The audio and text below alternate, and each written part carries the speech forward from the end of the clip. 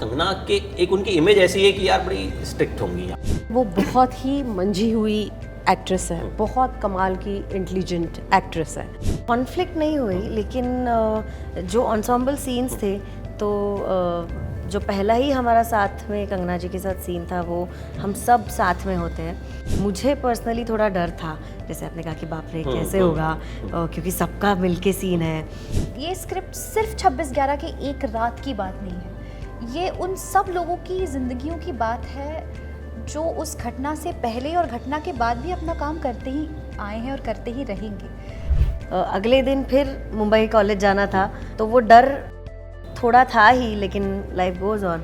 Theatre की और film की एक बहुत ही एक थोड़ी सी थिन लाइन डिफरेंस होता है। वो होता है थिएटर का हमेशा कैरेक्टर का जो उगम होता है वो अंदर से बाहर की तरफ होता है, लेकिन ये हमेशा एक दूसरे को बहुत कॉम्प्लीमेंट करते हैं। थिएटर एक्टर्स समटाइम्स बहुत कम रिहर्सल्स कर लेते हैं क्योंकि उनको वो सारी चीज़ों की बहुत प्रैक्टिस होती है। कंगना स्पोक अबाउट यू कि अरे बहुत सुंदर है तो हमारी फिल्म भी प्रमोट करें। तो खूबसूरत बात है कि विमेन अपलिफ्टिंग अनदर वुमेन। अब सुंदर सुंदर सुंदर बोले जा रहे हो, आके कुछ काम भी दो। I will use my सुंदरता to promote my film. देशभक्ति हमेशा 15 अगस्त 26 जनवरी सीमा पे सीमित नहीं है, सीमा के अंदर और ज़्यादा होनी चाहिए।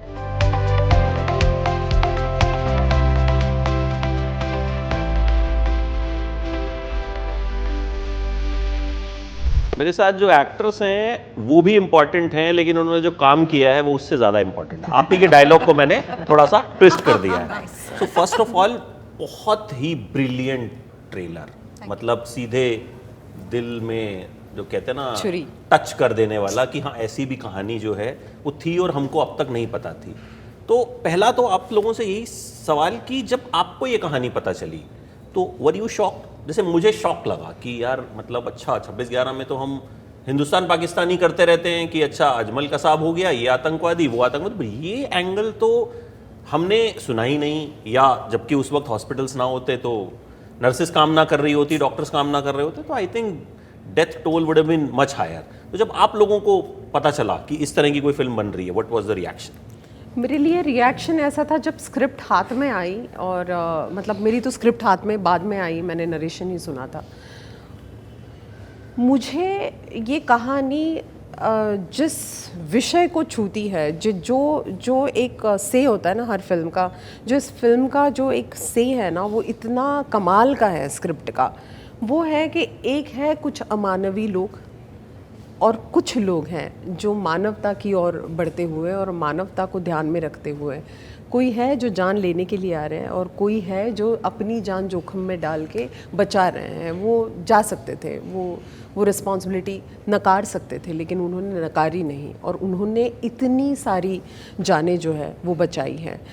अब ये जो विषय है उसको जब न्यूज़ में आप सुनते हो तो आपको 3-4 लाइनों में कामा हॉस्पिटल का 26/11 का सारा फुटेज सब कुछ हमें पता है, लेकिन ये एक लाइन कामा हॉस्पिटल में ऐसे हुआ था। लेकिन वो जिस तरीके से हुआ, जब वो कहानी आपके सामने आती है, वो जो कैरेक्टर्स जिस प्रकार से उस फिल्म में धैर्य दिखाते हैं, वो देख के अंदर से आप प्रेरित हो जाते हो। तो मैं उस प्रकार से प्रेरित हो गई थी और जब स्क्रिप्ट मनोज तपाड़िया जी की जब मैंने स्क्रिप्ट पढ़ी पूरी एंटायरली, उसके बाद मैं बहुत ही खुद को भाग्यशाली समझ रही हूँ कि ऐसी फिल्म में काम करने का मुझे मौका मिला।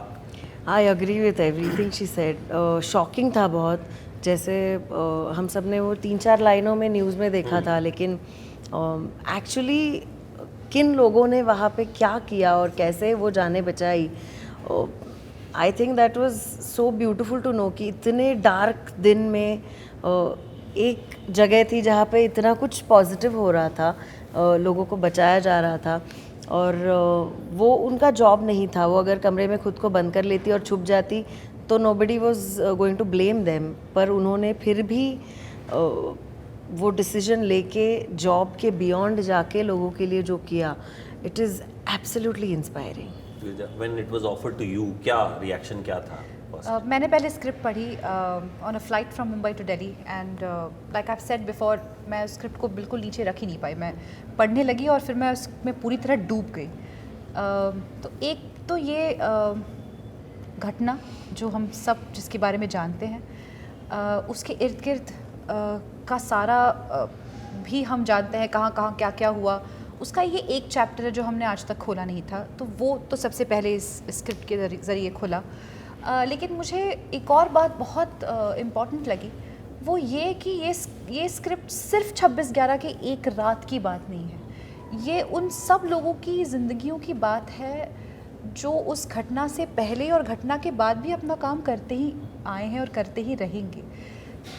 ये उस एक एक्स्ट्राऑर्डिनरी दिन की बात है जब उन्होंने अपनी ड्यूटी से आगे बढ़ के कुछ किया, लेकिन क्या उसके बाद उनके जीवन में कोई बड़ा बदलाव आया? तो नहीं, लाइफ गोज़ ऑन, हमारी भी लाइफ चलती ही रही है उसके बाद। ऐसे हादसे होते हैं, हम उनमें से उभरते हैं, फिर हम आगे चलते हैं। तो ये जो अनसीन हीरोज़ है, ये सिर्फ उस एक घटना की बात नहीं है, ये अनसीन है अदरवाइज ऑल्सो।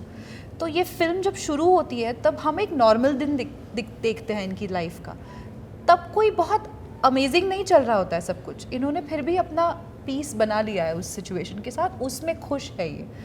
और फिर ये होता है और उसके बाद क्या होता है, तो मुझे ना ये जो एक आप इस फीलिंग के साथ रह जाते हो इस फिल्म को देखने के बाद, जो मुझे स्क्रिप्ट पढ़ने के बाद हुआ कि life goes on, what are we really doing, like what is important, what are we taking away from this.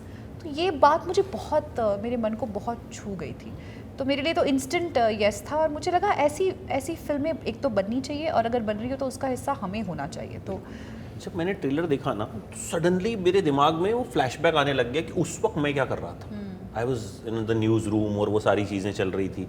आप क्या कर रहे थे तीनों से, आप कि जिस वक्त 26/11 का, क्योंकि आप लोग तो महाराष्ट्र से हैं और बहुत close, I think Cama hospital शायद आप लोग के घर के कुछ किलोमीटर के रेंज में ही होगा, तो उस वक्त क्या? मैं तो घटना स्थल पे थी।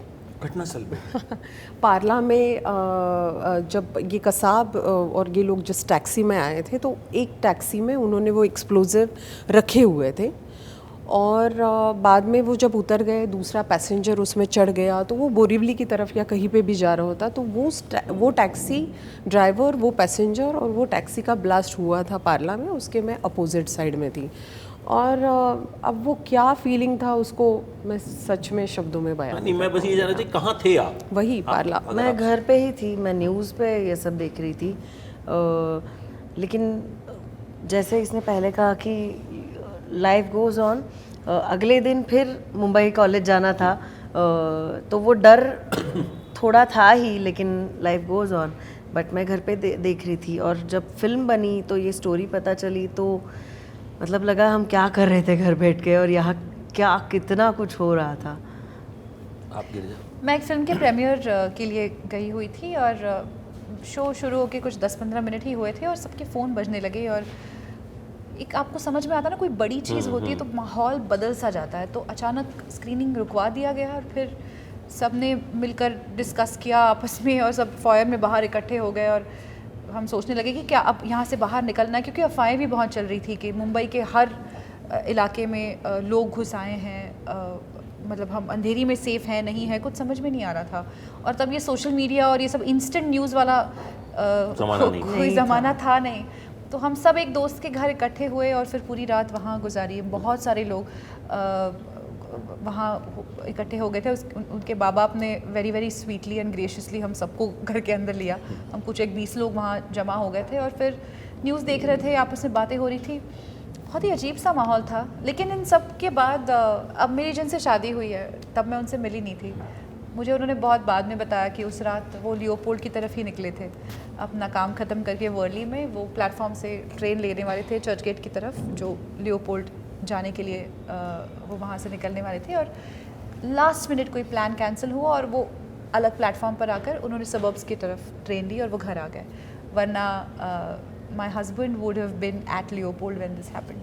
स्कैरी, मतलब सुन के ही बहुत उस तरह की एक, मतलब ये एक्चुअली इंसिडेंट ही ऐसा है जो आई थिंक हम सबके अंदर एक दहशत भर देता है कि हम सुनते ही हैं वो चीज़ तो एकदम दिमाग ख़राब हो जाता है। अच्छा, जब मैंने ट्रेलर देखा ना, मुझे एक चीज़ और बड़ी रियलाइज़ हुई about Kangana and all of you कि बहुत सिक्योर एक्ट्रेस हैं, कि मतलब आप सब मुझे ट्रेलर में दिख रहे हैं, आप सब मुझे फिल्म के प्रमोशन में दिख रहे हैं, ठीक है, पेपराजी पेजेस पे दिख रहे हैं, मतलब we get to know about. आपसे मैंने कहा you are a fab actress, और जोरम आपकी फिल्म जो है वो बहुत ही कमाल की फिल्म, मतलब one Thank of you the so best much. Films I have seen. Thank you so much. I was very happy कि मुझे आपसे मिलके बात करने का मौका मिलेगा जो That's so अदरवाइज नहीं sweet. मिलता। I know. तो ये हाउ वाज द माहौल ऑन सेट, हाउ इज कि कंगना के एक उनकी इमेज ऐसी है कि यार बड़ी स्ट्रिक्ट होंगी यार, मतलब मैं भी जब इंटरव्यू के लिए आ रहा था, पहले भी किया, तो लगता है यार कि मतलब क्या सवाल का जवाब देंगी या कहीं नाराज तो नहीं हो जाएंगी।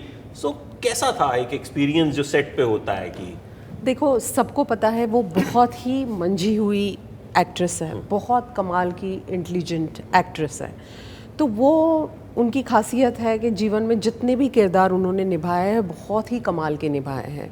तो वैसे ही एज ए ह्यूमन वो बहुत बहुत बहुत अलग अलग किरदार निभाती है। पॉलिटिशियन हो, इंटरव्यू में अपने विचार उनको, तो वो भी रोल वो बखूबी निभाती है। एमपी है तो वो भी काम वो बखूबी करती है। उसी तरीके से वो एक्ट्रेस हैं, जब वो को एक्टर होती है तो वो भी काम वो बखूबी निभाती है। सो शी इज़ अमेजिंग को एक्टर। मेरे एक लाइन में आपको शायद जवाब मिल गया होगा कि कितना कमाल का उन्होंने वो। So she is amazing. और जो सेट पे जितना हेल्दी कमाल का वातावरण होना चाहिए, और उनको टेक्स्ट की बहुत कमाल की समझ होने की वजह से उनको पता है कि उनका किरदार क्या फिल्म में परफॉर्म कर रहा है। ये सारी मेरे जीवन से जुड़े हुए लोग हैं, जो फिल्म का किरदार है उनसे जीवन में जुड़ा हुआ है। तो उसका एक कंप्लीट अवेयरनेस उसके अंदर था, उनके अंदर था। और मुझे लगता है कि यही एक ब्रिलियंट और अच्छे एक्टर की और अच्छे इंसान की निशानी होती है। कॉन्फ्लिक्ट्स होते हैं सेट पे, मतलब कि क्रिएटिव लोग जहाँ भी होंगे वो कई बार होता है अच्छा इस सीन को ऐसे करते हैं, अच्छा नहीं इसको ऐसे करें तो बेटर हो, इस तरह की चीज़ें हुई? कॉन्फ्लिक्ट नहीं हुई, लेकिन जो एंसेम्बल सीन्स थे, तो जो पहला ही हमारा साथ में कंगना जी के साथ सीन था वो हम सब साथ में होते हैं। तो मुझे पर्सनली थोड़ा डर था, जैसे आपने कहा कि बाप रे कैसे होगा, क्योंकि सबका मिलके सीन है। बट हम लोग ने पहले भी इस बारे में कहा है कि जैसे हम नाटक की रिहर्सल्स करते हैं ना, सीन को बनाते हैं, वैसे वो I and then she was like चलो रीडिंग करते हैं। मतलब पता नहीं था कि वो रिहर्सल्स भी करती है कि नहीं, कितना करेंगी, लेकिन एकदम हम अच्छे से जेल हो गए, क्योंकि उन्होंने चलो रिहर्सल करते हैं, फिर लाइंस बोलने लगे, नहीं नहीं ऐसे नहीं करते, इसको ना ऐसे ऐसे बनाते हैं, तो हाँ, फिर और कोई कुछ इनपुट दे रहा है, फिर और कोई, तो ऐसे ना वो सीन बना। और मुझे लगता है कि वो सीन जैसे बनाना, हम भी एज को एक्टर्स भी ऐसे बन दूसरे गए के साथ बन जेल में हो गए। तो आप लोग थिएटर के लोग हो, तो कहीं ना कहीं थिएटर के आर्टिस्ट जो हैं उनको बहुत रिहर्सल्स की आदत होती है। हाँ। या मतलब वो उनका एक जो पैटर्न होता है, प्रोसेस होता है, बड़ा डिफरेंट होता है कि वो मतलब उनको परफेक्शन चाहिए सीन में। तो वो जब आप फिल्म करते हैं तो वो कहीं ना कहीं सेटिस्फेक्शन मिल जाती है कि हाँ यार perfection, I don't think theatre actors perfection के लिए रिहर्सल्स करते हैं, it is to find something more. पर कंगना जी ने भी थिएटर किया हुआ है, तो ऐसे कुछ कॉन्फ्लिक्ट नहीं हुआ। We all wanted to conflict, एक discussion या हाँ, but everybody was giving their inputs, और मतलब मज़े ही आए थे उस सीन में। मैं आपके सवाल का एक जो मुद्दा है जिसके ऊपर बोलने के बारे में बोलने के लिए खुद को रोक नहीं पा रही हूँ।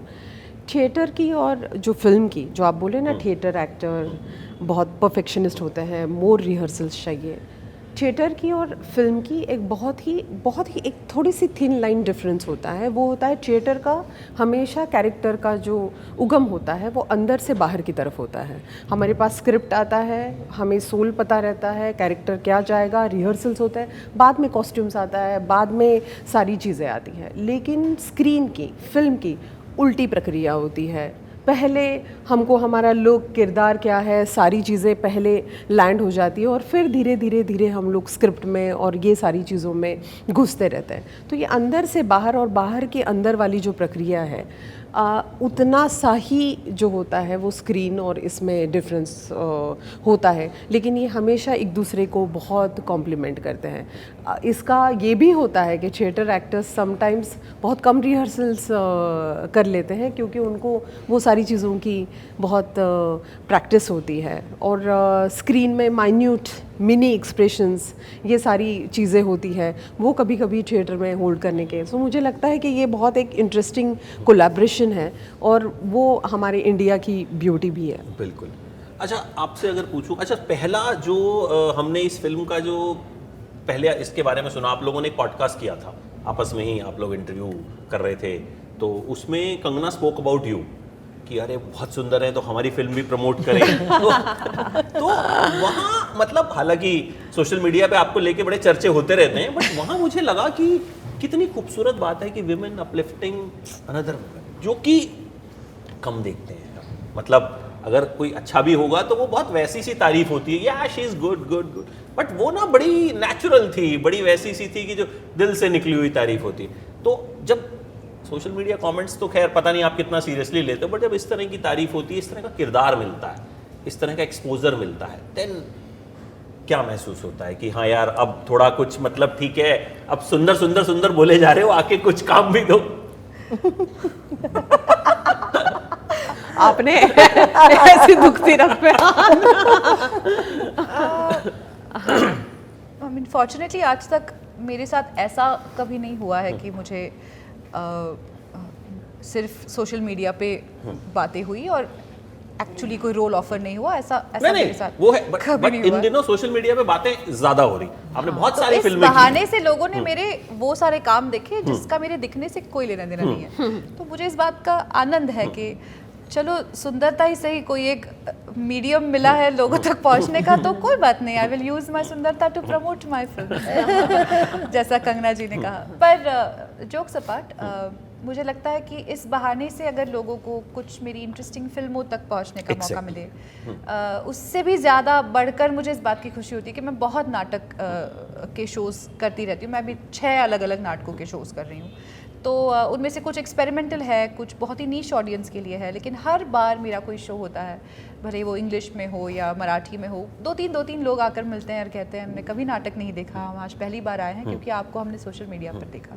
तो मुझे लगता है कि हम जो सोशल मीडिया को इतना आजकल एक डेंजरस टूल की तरह देखने लगे हैं, उसके ऐसे बहुत सारे फ़ायदे भी हैं कि उसका एक आपके बियॉन्ड रीच है। मतलब जिन लोगों को मैं कभी नहीं मिल सकूंगी, जो मुझ तक शायद और किसी भी तरीके से पहुंच नहीं सकेंगे एज एन ऑडियंस, वो सोशल मीडिया के थ्रू मुझसे जुड़ रहे हैं। तो मुझे इस बात की बहुत ज़्यादा खुशी है। अब वो क्यों जुड़ रहे हैं का रीज़न मुझे नहीं, एनालिसिस उसका नहीं करना है, whatever that reason be, I don't care. If they are landing up to watch my play, exactly, then everything is great, I am happy. मुझे फर्स्ट टाइम नाना पाटेकर से मैंने आपका नाम सुना था, मैंने उनका इंटरव्यू किया था एक, बड़ा मतलब वो वैसे भी बहुत, अगर वो आपसे कनेक्ट हो जाएंगे तो ही इज वो फिर आपसे आपके मम्मी पापा भाई बहन सब पूछ के जाएंगे, सबको आशीर्वाद दे के जाएंगे। तो वो पता नहीं किस बात में उन्होंने जो है आपका जिक्र किया था, तो देन मैंने रिविजिट किया कि अच्छा आपने बहुत सारा काम किया हुआ है। लास्टली, बहुत देर से वो इशारे कर रही है, एक लास्ट क्वेश्चन, क्योंकि आप सबकी लाइफ में अगर कोई भारत भाग्य विधाता हो या कोई ऐसा पर्सन जो